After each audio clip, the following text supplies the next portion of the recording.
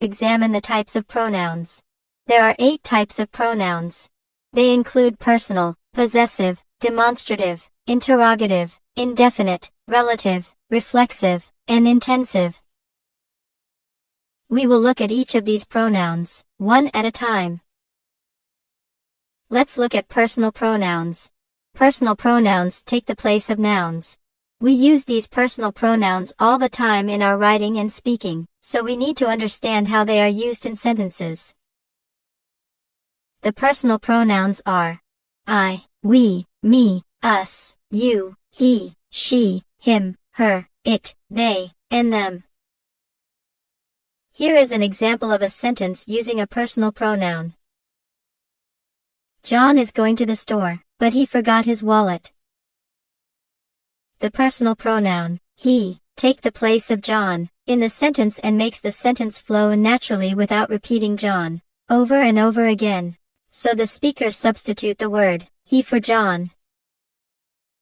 Let's look at possessive pronouns. Possessive pronouns take the place of possessive nouns. Here are some of the possessive pronouns. Mine, yours, ours, its, his, hers, and theirs. Here is an example of a sentence using a possessive pronoun. That book on the table is mine. Possessive pronouns show ownership. That book on the table is mine shows us that the speaker owns the book. Please note that possessive pronouns do not need an apostrophe to indicate possession. Let's look at demonstrative pronouns. Demonstrative pronouns take the place of things. Here are the demonstrative pronouns. This, that, these, those. Here is an example of a sentence using a demonstrative pronoun. That is my favorite color, said Rebecca. The word, that, replaces the favorite color that Rebecca referred to. That's what demonstrative pronouns do. They take the place of things. Let's look at interrogative pronouns. Interrogative pronouns take the place of people or things and ask a question. Here are the interrogative pronouns. Who, whom, what, which and whose. Here is an example of a sentence using an interrogative pronoun. Which came first, the chicken or the egg? The speaker is asking a question. That's what interrogative pronouns do. They ask questions. Let's look at indefinite pronouns. Indefinite pronouns take the place of unspecified nouns. Here are some indefinite pronouns. Anyone, both, everybody, everything, something, someone, several and some. Here is an example of a sentence with an indefinite pronoun. Someone left their umbrella on the bus. We need to find the owner and return it.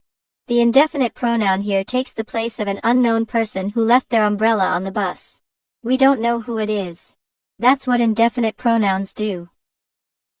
They refer to an unspecified person or thing.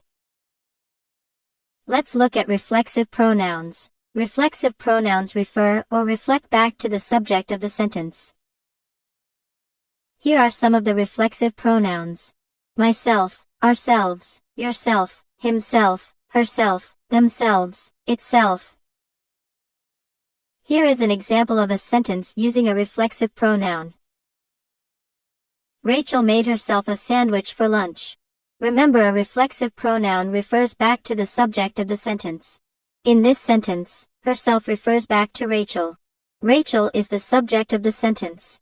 Reflexive pronouns can only be used after a noun or pronoun to which they refer. Let's look at relative pronouns. Relative pronouns introduce relative clauses.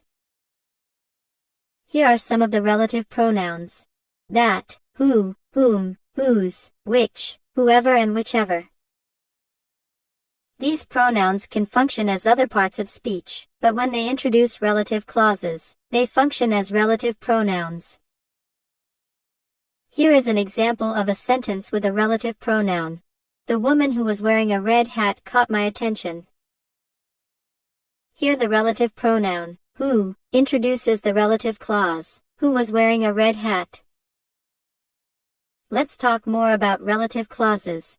Relative clauses begin with a relative pronoun in order to give more information about the noun. In this example sentence, we are given more information about the woman. This woman was wearing a red hat. It seems that this caught the attention of the speaker. So we use relative pronouns to introduce relative clauses in order to give listeners more information about the noun. Let's look at intensive pronouns. Intensive pronouns are used to add emphasis to the noun or pronoun they refer to. Here are some intensive pronouns: myself, herself, himself, themselves. Here is an example of a sentence with an intensive pronoun. I myself will be taking the test. The intensive pronoun here emphasizes the fact that the speaker will definitely be taking the test. Intensive pronouns are emphatic and drive home the point forcefully.